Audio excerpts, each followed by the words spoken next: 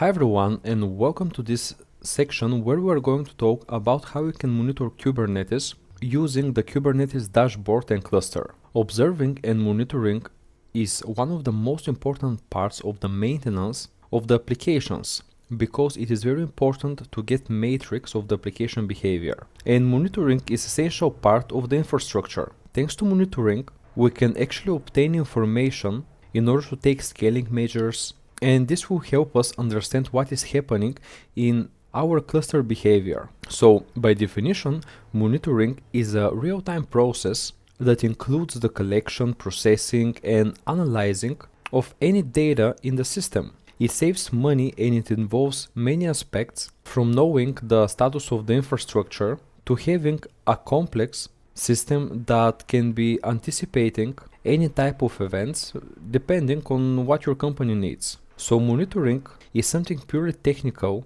and has become a very good way for obtaining valuable information and improving the conditions for the customers and reducing cost. It helps us to evolve our products and even creating new ones.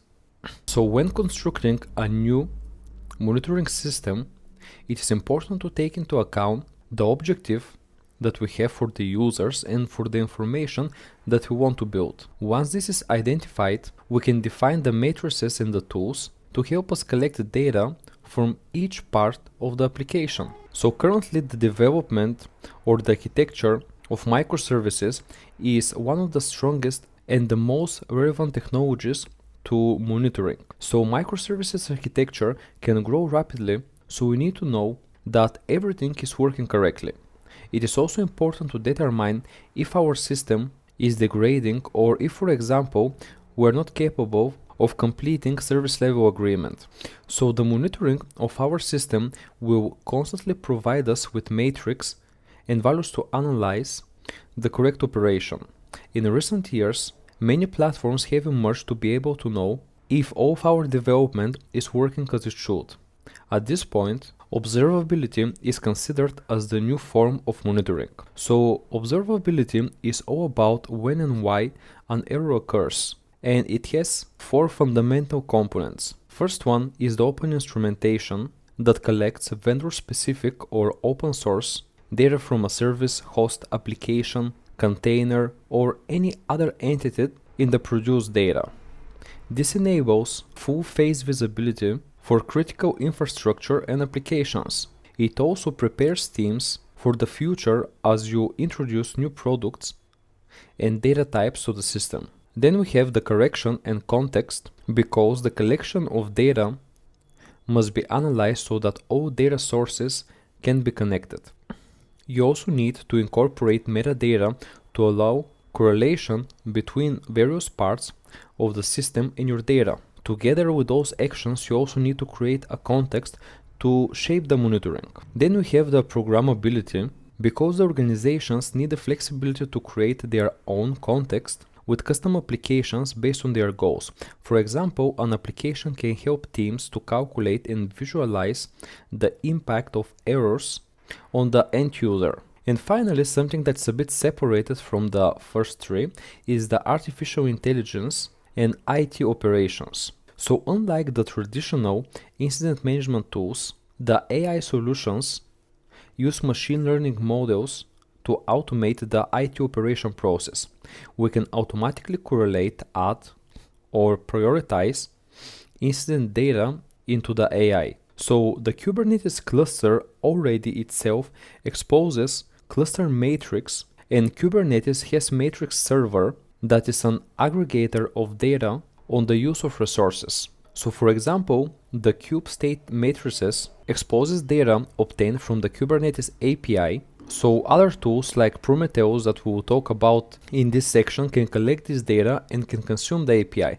And here's how it looks. The cluster has the matrix server, and the matrix server is connected to the command line interface. And then we have the API server, which is going to send our data to external devices. And then the API server would communicate and exchange information with, let's say, Prometheus. So monitoring the containers allows us to know the status of each container individually, But the problem of having multiple containers arises when creating a cluster. So reviewing all of them can be quite difficult, and sometimes you could be exposed to quite a few errors.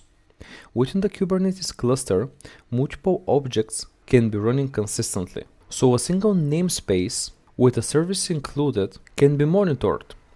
In addition, the containers might disappear from the moment that the error occurs until the moment for debugging. So for that reason, creating log files is quite important for you to keep track on what was going on with your system. Despite this, Kubernetes has a great capacity of automatically recovering from failures, such as restarting a pod or balancing the load between the different nodes. However, sometimes it is not enough, so this process should be performed manually. For those cases, it is necessary to monitor the execution of the cluster using different tools. So there are two main factors to decide how you can monitor. First of all is what can be monitored, and the second one is how to do it. So Kubernetes itself already offers the capability to know what to monitor. The first one is the CPU usage, and even in Kubernetes you can see the CPU usage when you're deploying a container or a cluster. Then also the memory usage is quite important because it shows the amount of memory available and the one used by both the free memory and the one that is cached. Kubernetes also indicates the disk usage, so the lack of disk space can cause a failure in the execution of the program, so we should always keep an eye on it. And then it also gives us information about the network bandwidth. Although it seems impossible to consume all the bandwidth, it is important to monitor if there is a suspicious behavior, because sometimes you can get an attack that is trying to fill your network bandwidth completely.